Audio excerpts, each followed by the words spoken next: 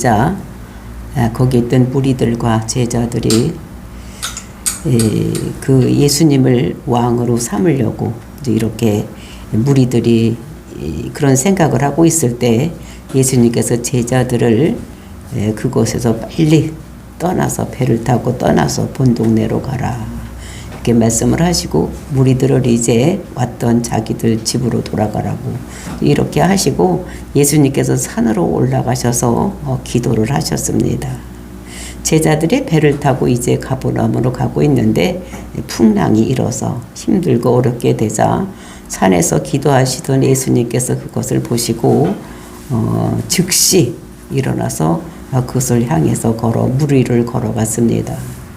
무리를 걸어오는 그 시간이 삼경이라고 얘기를 해서 새벽 밤중이 지나고 이제 이때쯤 됐기 때문에 그 잘 안 보였기 때문에 제자들이 유령이다 이렇게 했습니다. 그럴 때 예수님께서 즉시 안심하라 나다 두려워하지 말아라 이렇게 했습니다. 그러니까 제자들이 무리를 뭔가 걸어오는 걸 보니까 사람이라고는 생각하지 못하죠. 사람은 무리를 걸어올 수가 없기 때문에. 그러니까 굉장히 두려운 마음이 있을 때 예수님께서 그 마음을 하시고 즉시 안심하라고 나라고 그리고 이제 두려워하지 말라고 말씀을 주시고 계시는 것입니다. 그러니까 사람 마음속에 제일 먼저 우리에게 들어오는 악한 것들이 어떤 것이 들어오느냐. 두려움이 우리를 이렇게 장악하고 있으려고 들어오는 이런 모습을 여기서도 볼 수가 있는 것입니다. 그랬을 때 베드로가 이제 그것을 보고 만일 주시거든 나를 명하여서 무리로 걸어오게 하여 주세요. 이렇게 했을 때 오라고 예수님께서 또 즉시 말하니까 베드로가 또 즉시 이제 걸어가는 그러다가 걸어가다가 어떻게 됐습니까? 무리를 베드로도 걸었습니다. 근데 바람을 보자마자 이제 물로 빠지는 그때 또 예수님께서 즉시 손을 내밀어서 그 베드로와 같이 걸어서 배로 이렇게 올라오는 그래서 배에 같이 탔을 때에 창조 주시는 하나님께서 그 배에 탔을 때 그 배가 잔잔하게 되고 이렇게 그들이 가고자 하는 땅에 다다르는 이런 모습입니다. 그리고 이제 오늘 이어지는 말씀은 거기서 도달했을 때 거기 있던 사람들이 예수님이 어떤 분인가를 알고 병든 자들을 다 불러 모았습니다. 불러 모아서 이제 그들에게 그 옷자락에도 손만 대라. 손만 대기만 하면 너희들 다 병이 날 것이다. 이렇게 얘기를 했을 때 그 사람들이 그 말을 듣고 믿고 그리고 이제 손을 댔을 때 그 병에서 모든 것이 치유받는 이런 역사가 일어나고 그것을 보는 바리새인들과 서기관들이 그 예수님과 예수님의 제자들에게 시비를 거는 이런 이야기가 오늘 본문의 말씀인 것입니다. 그러니까 모든 사람의 병을 고치고 힘들고 어려운 귀신이 떠나가고 이렇게 되면 좋아해야 될 바리새인들과 서기관들이 그것을 보고 시비를 거는 것입니다. 우리 전통에는 그런 것이 없는데 오늘 왜 이렇게 더러운 자들 귀신 들린 자들과 같이 있는가 이렇게 하면서 시비를 걸었을 때 예수님께서 이제 그들에게 책망하고 그들을 가르치는 이런 모습이 오늘 이 말씀은 우리가 듣고 정말로 우리가 죄에서 또는 병에서 노인받으려면 어떻게 해야 되는지를 알고 예수님 피만 의지해서 저와 여러분이 하나님 백성이 되고 병도 낫고 귀신도 떠나가는 이런 놀라운 역사가 일어나기를 예수님의 이름으로 축원을 드립니다. 34절 말씀입니다. 14장 그들이 건너가 게네사렛 땅에 이르니 35절 그곳 사람들이 예수신 줄을 알고 그 근방 두루 통지하여 모든 병든 자를 예수께 데리고 와서 그러니까 이 제자들과 예수님께서 거기에 게네사렛에 도달했습니다. 그랬더니 거기서 이제 많은 병자를 고치고 귀신을 쫓아냈던 것을 알았던 사람들이 이제 그 병든 자들과 힘들고 어려운 사람을 불러 모았던. 그러니까 이런 사람이 왔으니까 너희들 병 들었으니까 빨리 와서 고침을 받으라. 이렇게 했을 때에 이제 모든 병든 자를 예수께로 데리고 왔습니다. 그러니까 예수님 앞에 힘들고 어려운 모든 문제를 가진 사람을 다 데리고 오는, 이것이 전도를 해서 데리고 왔던, 그리고 그 사람들에게 뭐라 그럽니까? 다만 예수의 옷자락이라도 손을 대게 하시기를 간구하니. 예수님한테 뭐 병 고쳐달라, 뭐 이거 축사해달라 이렇게 하는 것이 아니라 예수님에게 옷자락에도 손만 대게 해달라고 이렇게 했을 때에 정말로 손을 대니 되는 자는 다 나음을 얻었다. 그 어떤 병에 걸렸으라도 예수님께 와서 그 옷자락에 손만 댔더니 다 낫는 이런 역사가 일어났습니다. 그랬을 때 어떠한 일이 일어났는가? 15장 1절입니다. 그때 바리새인과 서기관들이 예루살렘으로부터 예수께 나와 이르되, 그러니까 옷자락에 손을 대어서 그 병자들이 고침을 받고 있을 때, 이제 이들 때입니다. 그때에 서기관과 바리새인들이 예루살렘으로부터 왔다. 그 예루살렘으로 왔다는 것은 그 어떤 지역을 얘기를 하는 것이 아니라 그때의 그 이제 종교의 본부, 이제 이런 것이 예루살렘인 것입니다. 이 유대의 그 중심, 그리고 종교의 중심인 예루살렘에서 이 사람들이 바리새인들과 서기관들이 왔다는 것을 얘기를 하고 있는 것입니다. 그랬을 때에 그 예루살렘을 또 봐서 좋았다고 칭찬하는 것이 어떻게 이 사람들이 뭐라고 얘기를 했는가? 이제 시비를 거는 내용이 2절 말씀입니다. 당신의 제자들이 어찌하여 장로들의 전통을 범하나이까? 떡 먹을 때에 손을 씻지 아니하나이다. 그러니까 왜 당신들, 그러니까 이 병 고치고 낫는 이런 거를 보면 좋아해야 될 이런 서기관과 바리새인들이 시비를 거는 것입니다. 뭐라고 시비를 거느냐? 어찌하여서 장로들의 그 전통을 범하나이까? 그 사람들이 있는 장로들의 전통이라는 것은 그 율법을 더 잘 지키기 위해서 그것을 해석해서 놓은 거. 이것을 이렇게 지켜라, 이렇게 해놓은 것이 그것이 전통인 것을 볼 수가 있는 것입니다.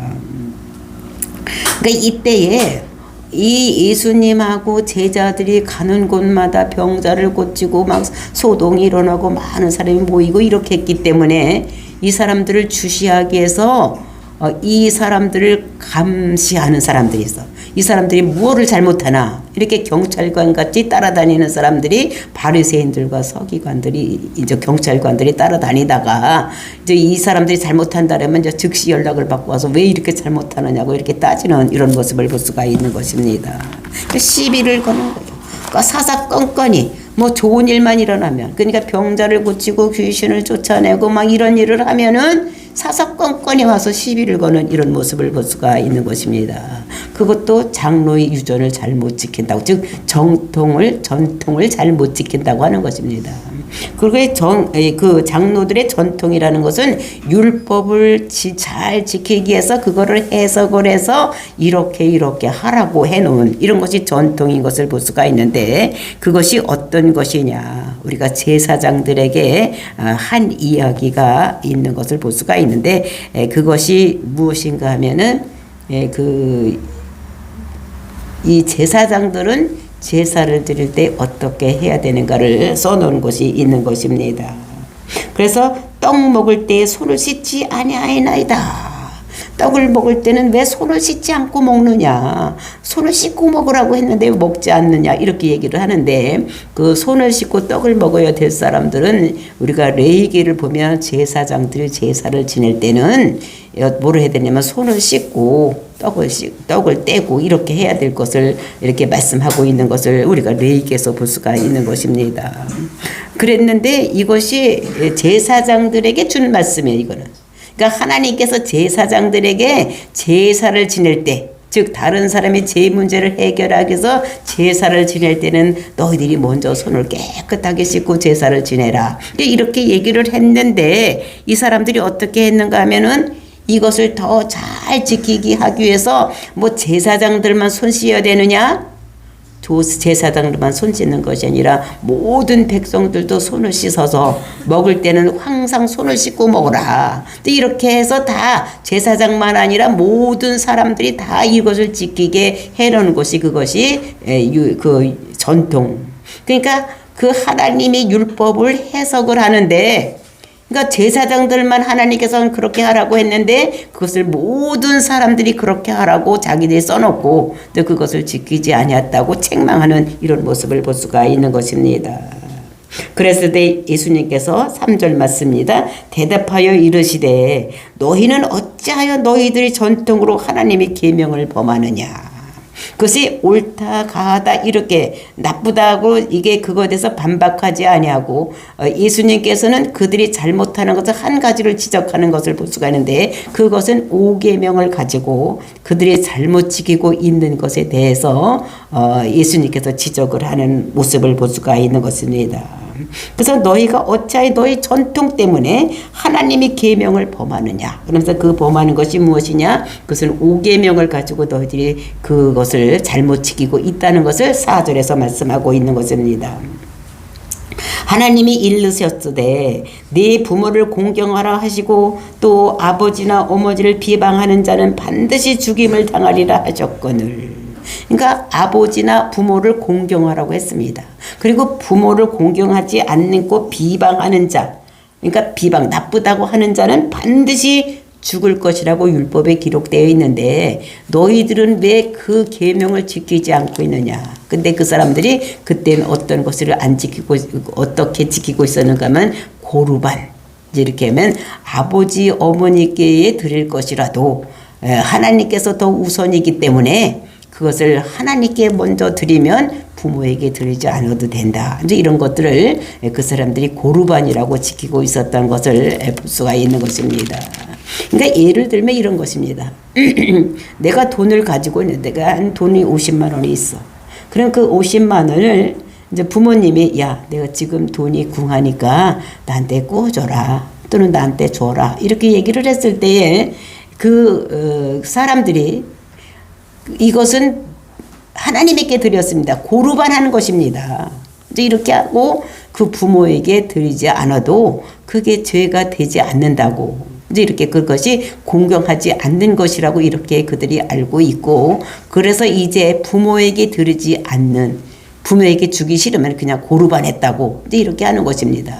그리고 이따가 부모가 돌아가시면 그것이 사실은 고르반이니까 하나님께 드린 것이니까 자기들도 쓸 수 없는 것인데 부모가 돌아가신 다음에 그것이 자기 돈이 되어서 자기가 쓰는 그러니까 이렇게 얄팍한 이렇게 하면서 부모를 공경하지 않는 그러니까 이것도 율법을 잘못 해석을 해서 그러니까 하나님이 부모의 육신보다 더 우선이다 하는 것은 맞지만 그렇지만 어떻게 되십니까? 그거를 빙자해서 고르만 하면 부모를 공경하지 않아도 된다. 이렇게 하고 있는 그들의 그 마음을 이 예수님께서 책망하시는 이런 말씀을 볼 수가 있는 것입니다.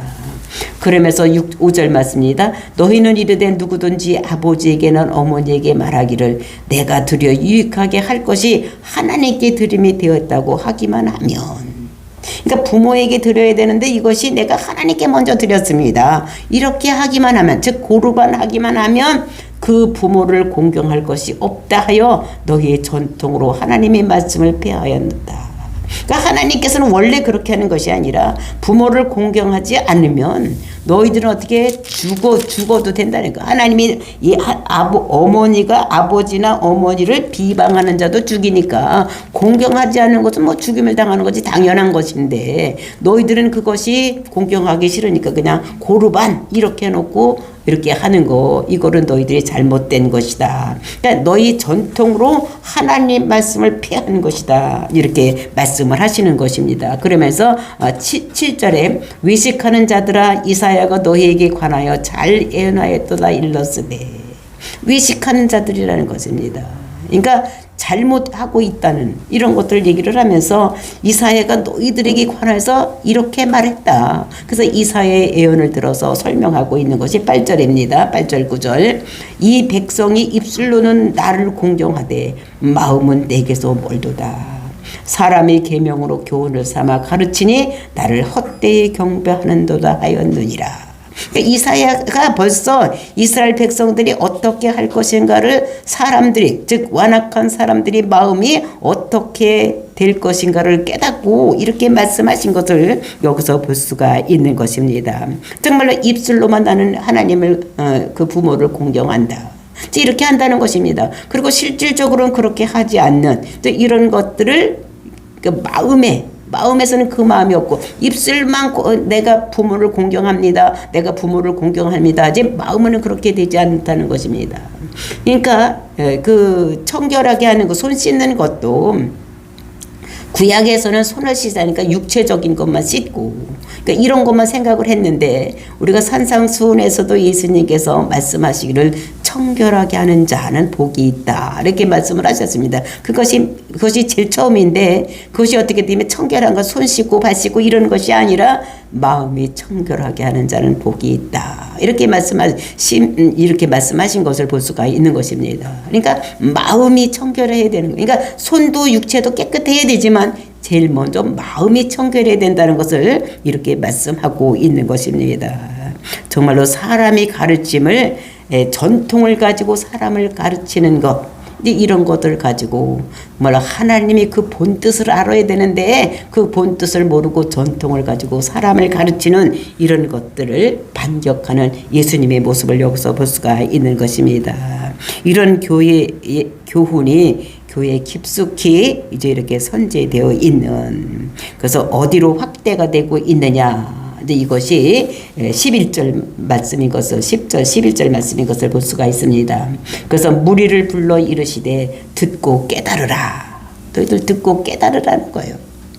그러면서 입으로 들어가는 것이 사람을 더럽게 하는 것이 아니라 입에서 나오는 것이 사람을 더럽게 하는 것이다. 그러니까 입으로 들어가는 것, 즉 손 씻지 않고 그 더러운 것이 입으로 들어가서 사람을 더럽게 하는 것이 아니라는 것입니다. 그러니까 이 사람들 어떻게 손을 씻고 먹어야 되는데 왜 손 씻지도 않고 그러니까 정결례를 얘기를 할 때 육체적인 손 씻는 것만 그러니까 손을 씻어서 먹는 거니까 입으로 들어가는 것이 사람을 더럽게 하는 것이 아니라는 거예요. 그 사람을 더럽게 하는 것이 무엇이냐 입에서 나오는 것이 사람을 더럽게 하는 것이다라고 말씀하고 있는 것입니다.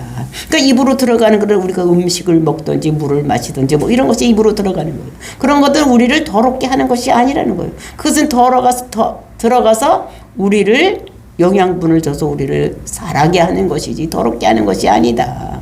근데 입에서 나오는 것이 사람을 더럽게 하는 것이라는 것이 입에서 나오는 것이 무엇입니까? 우리가 말이 나오는 거예요. 다른 사람에게 말이 나오는 이 말로 인해서 사람을 더럽게 하는 것이라는 것을 말씀하고 있는 것입니다. 그러면서 정말로 목숨같이 지키고 있는 이 사람들이 지키고 있는 이 전통 이것이 잘못된 것이다. 그래서 예수님께서 그것을 지적하는 것인 것을 볼 수가 있는 것입니다. 예레미야 선지자가 만물보다 정말로 부패한 것이 마음이다 라고 말씀하신 것 같이 정말로 예레미야서 선지를 통해서 하나님께서 사람의 마음이 부패한 것이 만물보다도 제일 부패한 것이 사람의 마음이라고 이렇게 말씀하신 것을 우리가 볼 수가 있는 것입니다.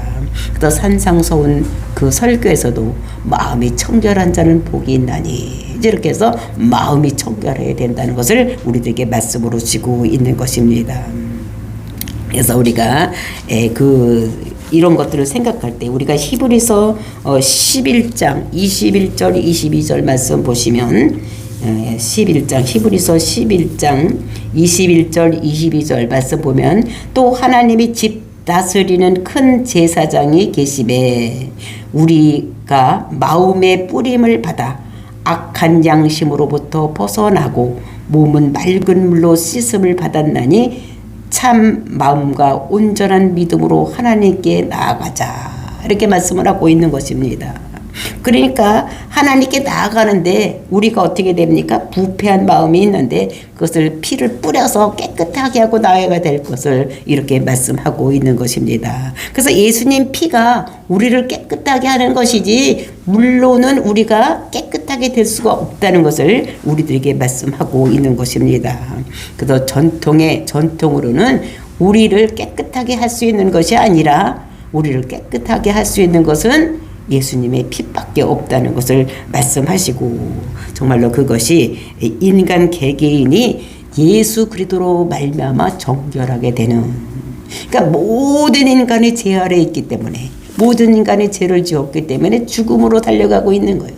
그 죽음으로 달려가고 있는 우리 죄를 우리 인생을 불쌍히 있어서 하늘에 계신 하나님께서 몸을 입고 이 땅에 오신 분이 예수님이시고, 그 예수님께서 우리 죄를 짊어지시고 십자가에서 죽으심으로 인해서 우리 죄가 정결하게 된 거, 피를 흘려서 죽으심으로 그 피가 우리를 깨끗하게 하신다는 것을, 그것이 복음인 것을 우리들에게 말씀을 하고 있는 것을 볼 수가 있습니다. 그래서 우리가 예수 그리스도로만 우리가 깨끗하게 될 수 있는 것이지, 예수 그리스도가 아니고는 우리가 깨끗함을 입지 못한다는 것을 우리가 알아야 되는, 이것이 언제 말씀하시고 있으니까 우리가 14장 34절 35절 36절에서 이 말씀을 우리에게 주신 것인 것을 볼 수가 있습니다. 그래서 우리가 14장 34절 35절 36절 그들이 건너가 게네사렛 땅에 이르니 그곳 사람들이 예수이신 줄 알고 그 근방 두루 통치하여 모든 병자를 예수께 데리고 와서, 그러니까 병은 왜 왔습니까? 죄 때문에 이 세상에 사람을 죽이기 위해서 병이 온 거예요. 그래서 그 병자들 다 불러서 예수님께 데리고 왔습니다. 그래서 예수님께 또 부탁하는 거예요. 다만 예수의 옷자락에라도 손을 대게 하시기를 간구하니, 예수님 옷자락에 손만 댈 수 있도록 허락하시옵소서. 이렇게 해서 어떻게 이제 손을 대니 대는 자는 다 나음을 얻었다, 이렇게 말씀을. 그러니까 손을 댄 자들이 지금 누가 손을 댔습니까? 예수님께 손을 댔는데 그 옷자락에 손을 댄 자들이 지금 손을 누가 댔습니까? 병자 또는 귀신 들린 자, 이런 사람들이 어떻게 됐습니까? 손을 댄 거예요. 그러면 이런 병자나 귀신 들린 자들은 이때에 이 유대 백성들은 그런 사람들을 뭐라고 규정을 지었습니까? 죄인 또는 부정한 자라고 그 사람들에게 이렇게 얘기를 했던 것입니다. 그때 그 유대 사람들의 통념이 병 들리고 귀신 들린 사람은 죄인인 거예요. 그리고 부정한 자라는 거예요. 그 문둥병 걸린 사람들은 어떻게 했습니까? 그래서 부정하다 이래는 거예요.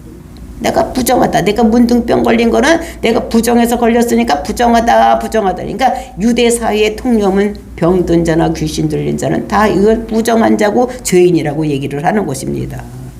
그러면은 부정하고, 그리고 이제 그 죄인들이 예수님에다가 손에다가 예수님의 옷에다가 손을 대면, 그러면 우리가 레위기를 보면 어떻게 됩니까?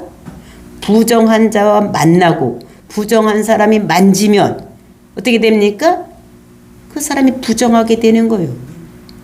그래서 6월절이나 어떤 절기 때마다 이 무덤을 다 어떻게 됐습니까? 그 무덤은 우리나라 같이 이렇게 봉분으로 되어 있는 것이 아니라 그들은 평장으로 되어 있기 때문에 그냥 뭘로 그냥 지나갈 수도 있으면 그 밑에 시체가 있는데도 그 위를 지나가면 부정하게 된다고 해서 그 절기 때마다 그들은 어떻게 됐니? 그 위에다 회치를 했어. 여기는 부정한 곳인가 밟지 말고 지나가라고. 이렇게 했던 것입니다. 그러니까 그 부정한 곳에 손을 닿기만 해도, 만지기만 해도 어떻게 됩니까? 부정하게 되는 거예요. 그럼 이때 예수님이 옷자락에다가 지금 병자들이, 지금 환자들이 와서 손을 댔으니까 이 사람들은 다 죄인이요 부정한 자들이니까 이 사람이 예수님께 손을 댔으니까 지금 예수님이 어떻게 됩니까? 부정하게 되든지 죄인이 되어야지 되는 이런 것입니다. 레위기 법에 보면 그렇게 되는 거예요. 그러니까 누가 부정하게 돼야 되는 거예요? 예수님께서 부정하게 되어야지 되는 것입니다. 정말로. 그런데 예수님께서는 우리의 부정함과 연약함과 우리의 더러움을 다 예수님께서 자기 몸에 짊어지시고 예수님께서 십자가에서 죽으셨던 것, 이런 것들이 복음인 것을, 그래서 그 보혈의 피로 정결하게 입어지는, 그래서 우리가 예수님의 보혈의 피가, 우리가 병든 자에게 예수의 보혈의 피를 바르고 예수의 보혈의 피를 마시고 예수의 보혈의 피로 깨끗하게 씻어지라 하면 어떻게 되면 깨끗하게 씻어지는 거, 이런 거를 말씀하고 있는 것입니다. 보혈의 피로 정결하게 우리가 입는 거예요. 그러니까 예수님께서 우리의 모든 죄야, 우리의 연약함, 우리의 그 부정한 것을 다 짊어지시고 예수님께서 십자가에 돌아가심으로 인해서 그분이 우리의 모든 것을 다 뒤집어쓰고 죽으신 거, 이런 것들을 우리가 말씀하고 있는 것입니다. 그러니까 우리는 아무것도 아닌 거예요. 우리는 0점인 거예요. 예수님만이 100점이고 우리는 0점이라서 우리의 모든 것을 다 예수님께서 해결하시는 이런 분이라는 걸로. 그것이 예수님의 보혈의 피, 보혈. 우리가 아까 우리가 254장에서 찬양을 불렀던 것 같이 죄의 보혈을 어떻게 합니까? 정하고 정하다. 예수님의 보혈은 정하고 정하다. 우리가 찬양을 했습니다. 내 주의 보혈은 정하고 정하다. 내 죄를 정케 하신 주 나로라 하신다. 내가 주께로 지금 가오니 십자가의 보혈로 날 씻어 주시옵소서. 우리가 찬양을 아까 했습니다. 우리가 이거를 마음속에 깊이 새겨야 되는 것입니다. 정말 우리 예수님의 보혈의 피는 예수님의 피는 보혈입니다. 우리 피는 그냥 피고 예수님의 피는 보혈인 거예요. 예수님의 보배로운 피기 때문에 보혈이라는 거예요. 그래서 예수님 보혈의 피가 우리 병도 낫게 하고 우리 귀신도 떠나가게 하고 모든 것을 할 수 있는 우리 죄악된 세상, 병든 세상, 귀신 들린 세상을 다 고칠 수 있는 이런 분이 예수님이라는 것을 우리들에게 말씀하고 있는 것입니다. 그래서 예수님께서는 우리 죄와 우리 연약함과 우리의 더러움을 모두 다 짊어지시고 예수님께서 십자가에서 죽으신 거예요. 우리가 그거를 내 마음속에 믿고 우리가 그것을 예수를 그리스도라고 믿으면 그게 복음인 것입니다. 우리가 저번에 신학교 갔더니 복음이 뭐냐? 유한겔리온이라는 거예요. 유한겔리온이 뭔가? 근데 교회에 가면 복음을 뭐라고 가르칩니까? 유한겔리온이라고 가르치면 안 되는 거예요. 복된 소식이 뭔가를 가르쳐야 되는. 그러니까 예수는 그리스도다. 예수는 내 죄를 위해서 내 죄를 없애기 위해서 사명을 가지고 이 땅에 태어나신 분, 사명만 가지고 이 땅에 오신 것이 아니라 그 사명을 감당하기 위해서 예수님께서 우리 죄를 다 뒤집어지고 십자가도 죽으셨다. 이렇게 믿어야지 되는 것입니다. 그것이 우리가 예수를 믿는 거예요. 예수님께서 내 죄를 모두 짊어지시고 십자가도 죽으셨다. 그래서 내가 그거를 믿으면 나는 0점인 내가 100점인 의인이 된다는 것을 우리들에게 전한 것. 이게 복음이에요. 그게 복된 소식인가요? 그거보다 더 복된 소식이 어디 있겠습니까? 복권에 당첨되는 것이 복음이겠습니까? 복된 소식이겠습니까? 아니잖아. 우리가 정말로 이 세상에서 지옥 갈 수밖에 없는 우리 인생을 우리가 하나님 백성으로 삼아주신 그것이 우리가 복음인 것을 깨닫고 우리가 복된 소식, 이것은 예수는 그리스도다. 내 죄를 모두 정결하기 위해서 내 연약함을 모두 없애기 위해서 예수님께서 죄 없으신 예수님께서 십자가에서 죽으신 것, 이것이 얼마나 감사합니까? 그래서 그거 흘리신 피가 우리 보혈이 돼서 우리가 그 보혈을 의지할 때에 내 죄가 모두 정결하게 되는, 그래서 내 주의 보혈은 정하고 정하다, 깨끗하게 하는 이런 피라는 것을 우리들에게 말씀을 하고 있는 것입니다. 저와 여러분은 정말로 이 찬양을 날마다 해야 되는 거예요. 이거보다 더 값진 이런 찬양이 어디 있겠습니까? 정말로 우리가 1절을 다시 한번 보겠습니다. 내 주의 보혈은 정하고 정하다. 내 죄를 정케 하신 주 나로라 하신다. 내가 주께로 지금 가오니 십자가의 보혈로 날 씻어 주시옵소서. 약하고 추해도 주께로 나가면 힘 주시고 내 추함을 곧 씻어 주시네. 내가 주께로 지금 가오니 십자가의 보혈로 날 씻어 주시옵소서. 오늘도 우리가 이거를 날마다 입으로 되뇌고 찬송해서 우리 죄가, 우리 연약함이 없어지고 나에게 들어와 있는 모든 악한 것들이 떠나가는 이런 역사를 맛보는 저와 여러분이 되시기를 예수님의 이름으로 축원을 드립니다. 다 같이 기도하겠습니다.